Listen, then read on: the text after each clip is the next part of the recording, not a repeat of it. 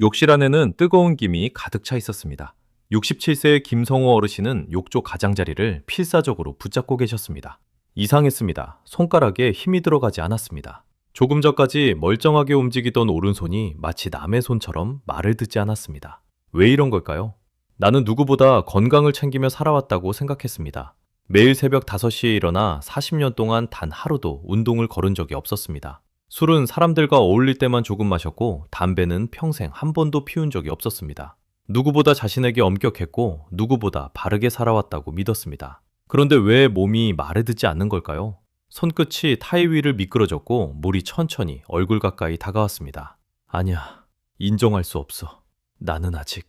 그 순간 세상이 점점 멀어져 갔습니다. 그를 덮친 것은 뇌경색이었습니다. 하지만 그것은 방탕한 생활 때문이 아니었습니다. 아이러니하게도 그가 건강에 좋다고 굳게 믿어왔던 5가지 습관이 바로 이 순간으로 이어지고 있었던 것입니다. 여러분은 오늘 아침 어떤 행동을 하셨나요? 만약 잘 기억나지 않으신다면 부디 이 이야기를 끝까지 들어주시기 바랍니다. 여기에는 건강을 위해 살았다고 믿었던 한 남자의 처절한 후회가 담겨 있습니다. 몇 주 후 병원 진료실, 김성호 어르신은 휠체어에 앉아 계셨습니다. 오른팔은 축 늘어진 채 더 이상 움직이지 않았습니다.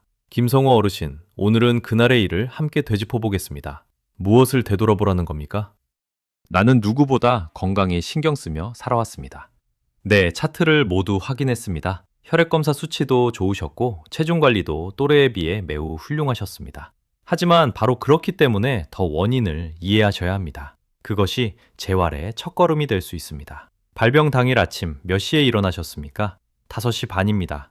365일 단 하루도 흐트러진 적이 없었습니다.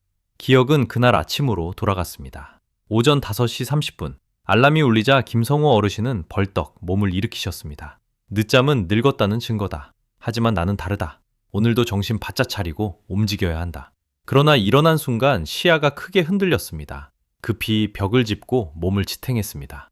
뭐지? 어지러운 건가? 요즘 들어 자주 이러네. 몇 초 후 시야는 다시 정상으로 돌아왔습니다. 증상이 금방 사라졌기 때문에 대수롭지 않게 여기고 그대로 세면대로 향하셨습니다. 사실 그 어지럼증은 거의 매일 반복되고 있었습니다. 일주일에 서너 번 정도는 있었지만 금세 괜찮아졌기에 신경 쓰지 않으셨던 것입니다. 김어르신, 기상 직후 30분은 매우 위험한 시간대입니다. 실제로 뇌경색이 가장 많이 발생하는 시간이기도 합니다. 이강우 원장은 모니터에 그래프를 띄웠습니다. 오전 6시부터 8시 사이 발병률이 급격히 치솟고 있었습니다. 수면 중에는 몸이 절전 상태로 들어갑니다. 혈압은 낮아지고 혈액순환은 느려집니다. 그러면 혈액 속 수분이 줄어들어 피가 끈적해집니다. 그 상태에서 갑자기 일어나면 혈액이 하체로 쏠리고 뇌로 가는 혈류가 줄어듭니다. 그것이 바로 기립성 어지럼증의 원인입니다. 동시에 몸은 뇌에 혈액을 보내기 위해 심장을 빠르게 움직이며 혈압을 급격히 끌어올립니다. 끈적해진 혈액이 높은 압력으로 딱딱해진 혈관을 통과하게 되는 것입니다.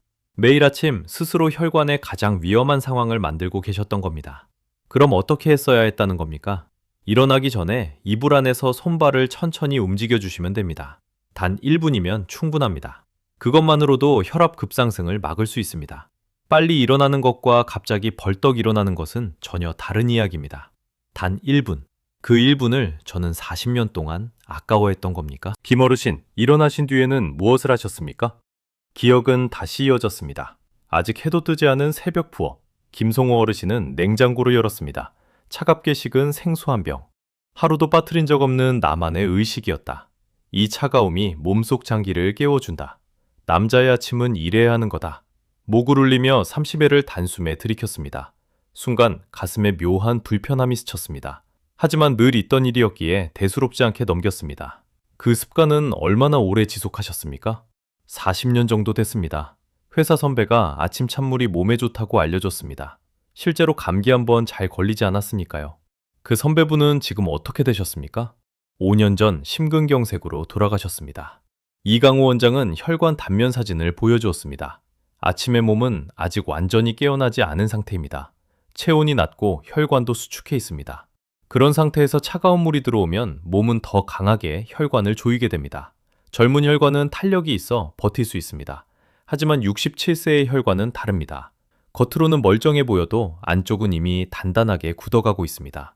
오래된 고무 호스를 떠올려 보십시오. 무리하게 조이면 어떻게 되겠습니까? 갈라집니다. 게다가 이것은 가장 위험한 아침 시간대와 겹쳐 있었습니다. 끈적한 혈액이 수축된 혈관을 높은 압력으로 지나가고 있었던 겁니다. 그 일이 무려 40년 동안 반복되고 있었습니다. 모르는 사이 혈관을 계속 상처 입히고 계셨던 것입니다. 그럼 어떻게 해야 했습니까? 미지근한 물을 천천히 드시면 됩니다. 그것만으로도 충분합니다. 무엇보다 서두르지 않는 것이 중요합니다. 오전 10시, 김성호 어르신은 헬스장에서 웨이트 운동을 하고 계셨습니다. 70kg, 50대 이후 단 한 번도 낮춘 적 없는 무게였습니다. 이걸 못 드는 날이 오면 나는 늙었다는 걸 인정하는 날이다. 운동을 마치고 지친 몸으로 집에 돌아오자 거실에 있던 아내 박선자 여사가 말했습니다. 여보, 오늘도 그렇게 무리하게 운동했어요? TV에서 그러는데 60대 이후에는 젊을 때처럼 운동하면 안 된대요. TV 의사들이 뭘 한다고 그래. 내 몸은 내가 40년 동안 만들어 온 거야. 선자 여사는 무언가 더 말하려다 조용히 입을 다물었습니다. 괜한 걱정이야. 운동은 건강에 좋은 거니까 문제없어. 김성호 어르신은 무게를 줄이는 순간 자신이 늙는다고 생각하고 계셨습니다. 이강우 원장은 두 개의 고무 튜브를 꺼냈습니다. 하나는 탄력이 있었고 다른 하나는 딱딱하고 낡아 있었습니다. 이게 젊은 혈관입니다. 탄력 있는 튜브는 쉽게 휘어졌습니다. 그리고 이것이 60대 후반의 혈관입니다. 딱딱한 튜브를 구부리자 툭 하는 소리와 함께 하얀 금이 생겼습니다. 고강도 근력 운동 중에는 혈압이 180을 넘는 경우도 흔합니다. 젊은 혈관은 그 충격을 흡수할 수 있습니다. 하지만 굳어진 혈관에는 치명적입니다. 혈관 안쪽에 상처가 생기고 동맥경화가 빠르게 진행됩니다. 심하면 혈관 자체가 터질 수도 있습니다. 김어르신이 싸우고 계셨던 것은 무거운 바벨이 아니라 자신의 혈관이었습니다. 그 순간 김성호 어르신의 머릿속에 박선자 여사의 얼굴이 떠올랐습니다. 아내는 수없이 경고해주고 있었습니다. 그때 그 말을 들었더라면, 아니, 사실은 듣고 있었다. 단지 인정하고 싶지 않았던 것뿐이었다. 오후 4시 30분, 김성호 어르신은 마당에서 나무가지를 정리하고 계셨습니다. 굵은 가지를 자르기 위해 전지가위를 드는 순간이었습니다. 갑자기 오른손에 전기가 흐르는 듯한 통증이 느껴졌습니다. 손끝부터 손목까지 저릿저릿한 감각이 빠르게 올라왔습니다. 손에 들고 있던 가위가 그대로 바닥에 떨어졌습니다. 뭐야? 다시 쥐어보려 했지만 손가락이 제대로 움직이지 않았습니다. 마치 감각이 무뎌진 것처럼 이상했습니다. 손을 몇 번 쥐었다 폈다 하자 약 30초 후 감각이 돌아왔습니다. 운동은 너무 무리했나 보군. 김성호 어르신은 아무 일도 없었다는 듯 다시 작업을 시작하셨습니다. 김 어르신, 그것은 일과성 허혈 발작, 즉 TIA였을 가능성이 매우 높습니다. 뇌혈관이 일시적으로 막히기 직전 상태였던 것입니다. 작은 혈전이 뇌에 가는 혈관에 걸리면서 혈류가 차단되었고 그것이 오른손 저림으로 나타난 겁니다. 다행히 혈전이 작았기 때문에 금방 흘러가 증상도 사라졌던 것입니다. 하지만 그것은 본격적인 뇌경색의 예고편이었습니다. TIA를 겪은 사람의 15%부터 20%까지는 90일 이내에 실제 뇌경색을 겪게 됩니다. 그리고 그 절반 가까이는 대공만 안에 발생합니다. 김 어르신께서 쓰러지신 것도 바로 그날 밤이었죠. 김성호 어르신은 아무 말도 하지 못했습니다. 그 저림 증상이 몸의 마지막 경고였다는 사실을 이제야 깨달은 것입니다. 그때 병원에 오셨다면 혈액을 묽게 하는 약을 처방할 수 있었을 겁니다. 최악의 상황은 충분히 막을 수 있었을 가능성이 큽니다. 저는 버티면 괜찮아질 거라고 생각했습니다. 몸이 살려달라고 외치고 있었는데 저는 그것을 약함이라고 생각했습니다. 결국 제 몸이 보내던 신호를 스스로 무시하고 있었던 겁니다. 오후 5시 45분, 김성호 어르신은 마당 일을 마치고 집 안으로 들어오셨습니다. 겨울이었지만 몸은 땀으로 젖어 있었습니다. 여보, 물 좀 드시고 목욕 들어가세요. 땀을 끝까지 빼야 몸이 개운해지는 거야. 그래도 TV에서 위험하다고. 또 TV 이야기야? 당신이 내 몸에 대해 뭘 안다고 그래? 박선자 여사는 조용히 고개를 숙였습니다. 김성호 어르신은 짜증 섞인 표정으로 욕실로 향하셨습니다. 욕조에는 43도의 뜨거운 물이 받아져 있었습니다. 그는 망설임 없이 몸을 담갔습니다. 이 뜨거움이 최고야. 오늘 몸속 독소를 전부 빼내버리겠어. 편안한 표정으로 눈을 감았습니다. 하지만 곧 이상함이 느껴졌습니다. 심장이 강하게 뛰기 시작했습니다. 이마와 온몸에서 땀이 쏟아졌습니다. 왜 이렇게 눈앞이 흐려지지? 일어나려 했지만 다리에 힘이 들어가지 않았습니다. 오른손도 움직이지 않았습니다. 잠깐만, 제발. 물 표면이 천천히 얼굴 가까이 다가왔습니다. 그리고 세상이 뒤집히기 시작했습니다. 그 순간 뇌경색이 발생한 것입니다. 마당 일을 하며 몸은 이미 많은 수분을 잃은 상태였습니다. 혈액 점도는 평소보다 훨씬 높아져 수백 점도는 평소보다 훨씬 높아져 있었습니다. 그 상태에서 연료줄에 뜨거운 물에 들어가자 몸은 열을 식히기 위해 혈관을 급격히 확장시켰습니다. 혈압은 빠르게 떨어졌고 심장은 그것을 보완하기 위해 더욱 무리하게 움직였습니다. 탈수로 끈적해진 혈액을 억지로 온몸에 밀어내고 있었던 것입니다. 독소를 빼내려 했지만 실제로는 생명을 짜내고 있었던 셈입니다. 그리고 그것은 마지막 결정타가 되었습니다. 저는 새벽에 벌떡 일어나 혈압을 급상승시켰습니다. 찬물을 단숨에 마셔 혈관을 강하게 수축시켰습니다. 무리한 운동으로 혈관벽에 큰 부담을 주었습니다. TIA라는 분명한 경고도 무시했습니다. 그리고 탈수 상태로 뜨거운 욕조에 들어갔습니다. 하나만 있었더라면 버틸 수도 있었을 겁니다. 하지만 모든 것이 겹쳐졌습니다. 김성호 어르신은 떨리는 왼손으로 얼굴을 감쌌습니다. 오른팔은 여전히 축 늘어진 채 움직이지 않았습니다. 결국 제 손으로 제 자신을 여기까지 몰아온 겁니까? 건강해지기 위해서라고 믿었는데 사실은 제 목을 조르고 있었던 겁니다. 김 어르신, 5가지 행동에는 공통점이 있습니다. 무엇인지 아시겠습니까? 모두 몸에 좋다고 믿었던 것들입니다.